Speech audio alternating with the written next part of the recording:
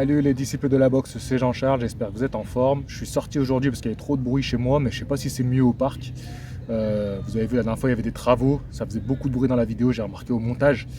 Je suis allé dehors, mais je sais pas si c'est mieux. Il y a beaucoup de groupes là qui font du sport en extérieur, des activités, je vois des gens qui font de la musique. Bah, comme ils ont tout fermé, les gens ils se retrouvent dehors pour faire ça. Donc bon, d'un côté c'est bien, c'est positif. D'un autre côté, ça montre qu'il y a un gros manque.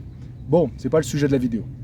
Euh, J'avais pas prévu de faire une vidéo sur ce sujet-là, mais comme c'est revenu dans les commentaires de nombreuses fois, d'ailleurs j'ai eu de très bons retours sur ma vidéo où on analyse, décryptons le chaos, et on le refera, ça sera rarement sur du MMA, mais ça sera plus sur des combats d'anglaise bien sûr, mais on le refera. Et du coup, il y a eu des bonnes critiques, donc il y a eu des bons retours, donc je suis content.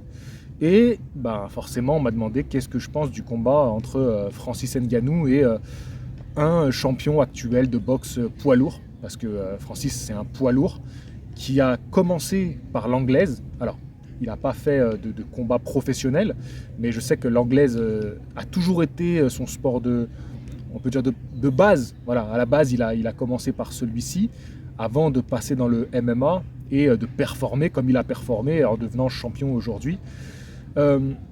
Et donc, comme il a déclaré dans plusieurs interviews qu'il aimait bien l'anglaise et qu'il aimerait beaucoup faire un combat, et donc bien sûr, quand on fait des interviews, tu vas pas citer, des poids lourds inconnus, tu vois. Tu vas forcément citer les champions en titre. Aujourd'hui, qui sont les champions? Anthony Joshua et Tyson Fury. Donc forcément, ça a dû venir dans des interviews, et donc les gens, forcément, ils se disent, bon ben Francis il va boxer contre Tyson, ou il va boxer contre Anthony. Je dis leur prénom comme si c'était mes potes, tu vois. On est à la cool dans cette vidéo. Et du coup, est-ce que c'est un combat potentiellement possible? Que Francis Ngannou passe en anglaise, c'est potentiellement possible. Parce que il faut se mettre dans l'état d'esprit du gars. S'il aime l'anglaise, si vraiment c'est son truc, à un moment donné, t'es champion. Donc tu es dans une position où tu peux faire un peu ce que tu veux. Et tu auras forcément quelqu'un qui viendra te mettre de l'argent sur la table pour dire vas-y on organise ton combat en pro, en boxe anglaise. Ça sera forcément pro, mais on va forcément trouver quelqu'un qui va te le proposer. Dire ok, bah moi je suis prêt à mettre de l'argent parce que tu es un nom dans le MMA, tu es un champion titré, tu mets des KO de fou. Les gens vont vouloir voir ça. Il y aura quelqu'un pour payer. Après, quel est l'intérêt de prendre un poids lourd inconnu, si ce n'est pour se faire un kiff personnel? Il pourrait le faire. Option numéro 1, un kiff personnel, il fait ça. Ok, c'est possible. Il pourrait faire un combat pas dégueulasse, il prendrait un mec à sa portée, forcément, histoire de briller un petit peu. Voilà. Après, prendre un champion aujourd'hui. Là, il est champion de l'UFC. Si je dis pas de bêtises, vous me direz en commentaire si je me trompe pas. Mais à mon avis, il est champion de l'UFC poids lourd. Je l'ai vu avec la ceinture. Donc après, je sais pas si l'UFC eux aussi font comme la boxe anglaise. Non, je sais que c'est une fédération en soi, l'UFC, et que d'ailleurs, t'as pas droit, si tu combats pour les autres, t'as pas le droit de combattre dans l'UFC, ce qui est assez intéressant comme méthode. Bref.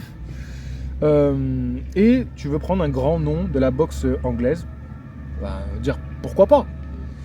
Alors, sportivement, est-ce que c'est intéressant? Après, on va dire, est-ce que concrètement ça peut se faire?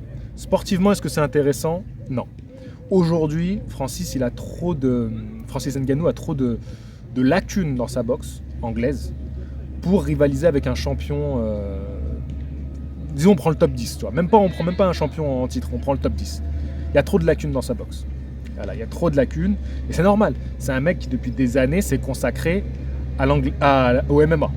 Donc, vous imaginez tout ce qu'il faut entraîner pour être complet quand tu rentres dans l'octogone. Il y a un tracteur qui passe. C'est une blague, en fait. Je serais toujours perturbé.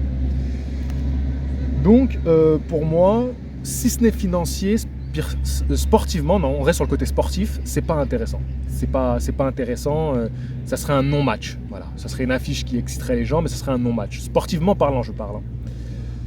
Pour que sportivement parlant, ça ait un intérêt de le voir prendre un nom, il faudrait qu'il ait un vrai temps de préparation, et pendant des mois, voire peut-être au moins une année, il se consacre qu'à l'anglaise.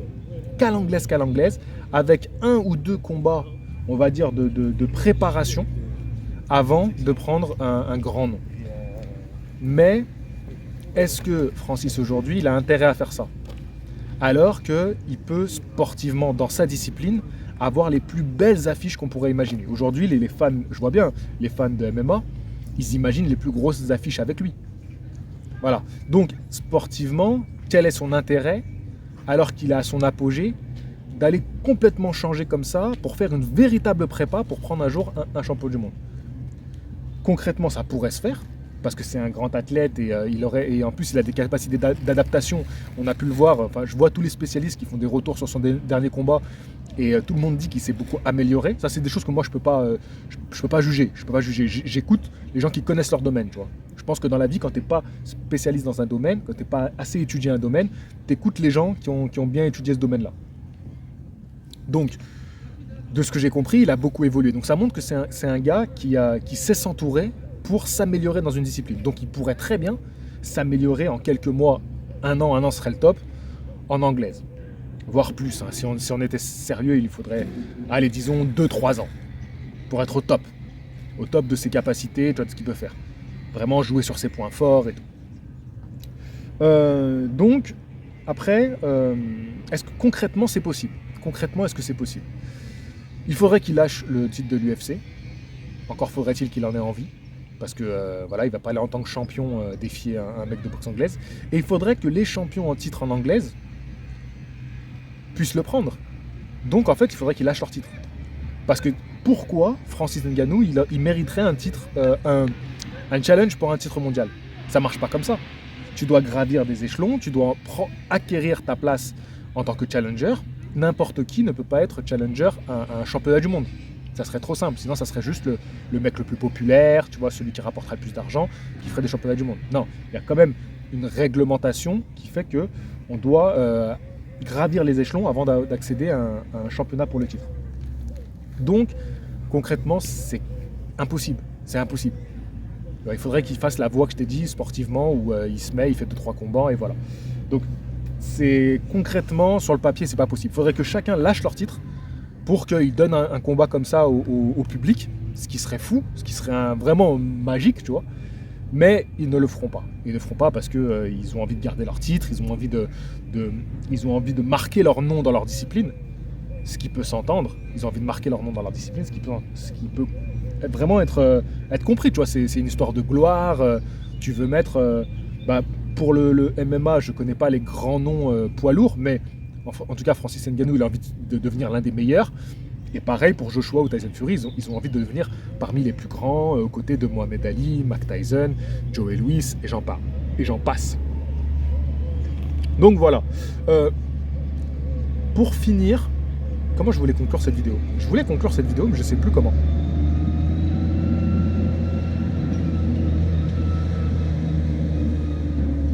Ah oui. Si. Il y a un combat qui est possible en anglaise. Et cette possibilité, en fait, si je vous dis ça, j'ai pensé à ça parce qu'on a un exemple. Et l'exemple, c'est Conor McGregor contre Floyd Mayweather. On a un mec qui est au top dans sa discipline, qui est le MMA. Et il va aller boxer Floyd Mayweather, une légende de la boxe anglaise. Mais regardez à quel moment il prend Floyd Mayweather. Il prend Floyd Mayweather à un moment où celui-ci est à la retraite et il revient pour affronter Conor McGregor. Donc, on va dire que ça équilibre un petit peu la balance, c'est-à-dire que tu ne prends pas un mec qui est en pleine activité au top de sa forme, mais tu prends un retraité. Malgré ça, on a vu que Floyd était largement au-dessus de Conor. Donc là, j'ai une possibilité qui pourrait arriver pour un Francis Ngannou. Je ne sais pas si Conor était champion en titre quand il prend Floyd Mayweather. Il faudrait vérifier ça, si c'est possible de faire une petite dérogation comme ça pour Francis Ngannou sans perdre son titre. Mais ce qui serait possible, du coup, du côté boxe anglaise, ça serait d'avoir un retraité chez les lourds qui boxerait Francis Ngannou. Et pour moi, la plus belle proposition, ça serait Vladimir Klitschko. Il y aurait du coup un intérêt à ce combat-là. Vladimir Klitschko qui sort de sa retraite pour affronter Francis Ngannou. En plus, ça serait une belle affiche. Je pense pas que ce serait un combat très beau à regarder, très sincèrement, mais là, pour le coup, il y a un intérêt, il y a quelque chose qui peut se faire. Autre exemple, qui serait encore plus... où sur tous les domaines, on s'y retrouverait. Ça serait malheureux pour Deontay Wilder, mais ça serait que Deontay Wilder, ne trouvant pas d'accord avec Fury, ce qui semble se passer, ne décident de pas revenir dans la boxe ou reviennent mais qu'avec des combats complètement inintéressants, tu vois, contre des no-name, contre des faire-valoir, qui se fasse un peu oublier du monde de la boxe anglaise, qu'on sente que voilà, c'est la fin pour lui, qu'après Tyson Fury, il a été détruit. Et genre, d'ici, ça fait déjà 1 an, donc encore une année, bah, le grand retour de Deontay Wilder soit contre Francis Ngannou. C'est aussi un combat potentiel. Si vous avez d'autres noms de boxeurs retraités ou semi-retraite ou fin de carrière qui pourraient donner un combat intéressant contre Francis Ngannou, en sachant qu'il faut un gros nom pour qu'il y ait un intérêt financier à ce combat-là. Si vous me sortez je sais pas, un mec en fin de carrière comme un Derek Chisora, il n'y a pas d'intérêt financier, je pense, très sincèrement. Il faut que Francis Ngannou, s'il vient en anglaise, c'est pour un énorme fight. Et c'est vrai que quand tu penses Francis Ngannou contre Deontay Wilder, mais encore faut-il que Deontay Wilder n'ait plus aucune chance de revenir dans le monde poids lourd actuel, ou alors qu'il sait que c'est dans longtemps, et donc il peut se permettre cet écart en attendant.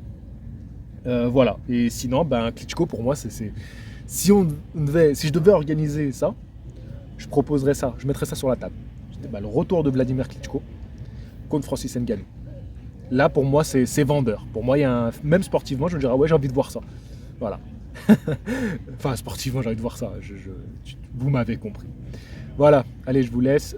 J'ai répondu à cette question. En tout cas, c'était Young Mike Tyson, donc c'est son pseudo sous mes vidéos, qui m'avait relancé sur ma dernière vidéo Cuba. Voilà. Hier, quelqu'un m'avait demandé où est-ce que j'ai acheté cette casquette. Elle vient de La Havane.